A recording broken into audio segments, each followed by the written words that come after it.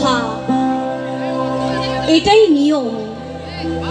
তোমরা যদি না থাকতে, না ভাবতে, কি হতো আমার বলো? অন্তঃপুরে বারব্রত, উপবাস আর রসালো পরচর্চা, পিটুলি গোলা, অরণ্য ষষ্ঠী, ভাজা পোড়া, শাক চচ্চড়ি, চার দেওয়ালে ঘেরা, এই ছিল জীবন। এই নিয়েই দিন রাত্রিরের সালতামামি। অবশেষে সহমৃতা হয়ে ঢাক ঢোল উলুধ্বনির সাথে লেলিহান চিতাগ্নির ঊর্ধ্বশিখ পুণ্যের জ্যোতি সোচ্চারে ঘোষণা করত সতীর নাম। স্বর্গপুরে, ইন্দ্রপুরীর ঠিক পাশেই নিষ্কর জমির দলিল হতো পাকা, পবিত্র হতো বংশ। কিছু মেয়ে পালিয়ে যেত পড়তে ভয় পেয়ে, তা যাক না, কুলটা ওরা।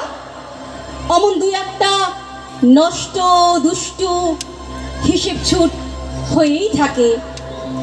তুচ্ছ মেয়ে মানুষ, গণ্ডি ঘেরা বিস্বাদ সীমিত জীবন, ডোবার জলে ঢেউ ওঠা যে অলিক, সেই গণ্ডি মুছে ফেলে মানবতার মন্ত্রে আমাকে উজ্জীবিত করেছ তুমি।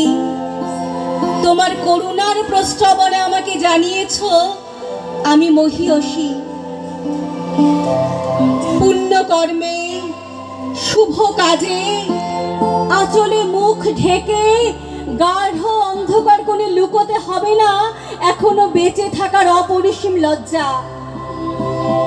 আর এক বিদেশি মাথা তুলে দাঁড়াবার জন্মগত অধিকারের সনদ অর্পণ করেছেন আমাকে। হাতে তুলে দিয়েছেন জ্ঞানের প্রদীপ।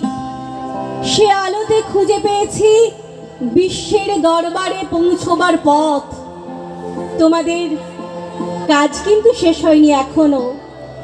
রামায়ণ মহাভারত শাস্ত্র আমাদের, যে শাস্ত্র অপবিদ্ধা সীতাকে ত্যাগ করে তুচ্ছ জনরবকে অনেক বেশি মূল্য দেয় বলে, বড়ই কঠিন।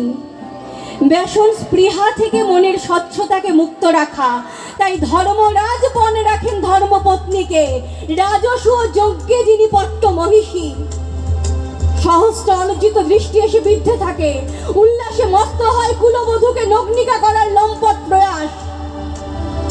সুপ্রাচীন আমাদের ঐতিহ্য, নারী এখনো এসেনশিয়াল কমোডিটি।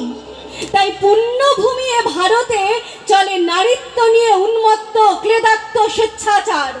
ধর্ষণ আর অত্যাচারের পীড়নে মুছে যায় বর্ণালী আর রূপকানোয়ার। তারপর সমাজ তার দগদগে ক্ষতটা ঢেকে রাখে প্রগতি নামক সিনথেটিক শাড়ির আঁচলে। পিতৃপ্রতিম ত্রয়ী পুরুষ, পিতৃলোক থেকে প্রত্যাবর্তনের সময় কি হয়নি এখনো? আজ নতুন আলোয় কোন রামমোহন, কোন বিদ্যাসাগর, কোন বেথুন সাহেব আমাদের জন্য নতুন করে ভাবতে ভুলে গেছে। তোমরা কজন ছাড়া আমার কথা কেই বা ভেবেছে বলো? তোমরা কজন ছাড়া আমার কথা কেই বা ভেবেছে বলো? আগুনে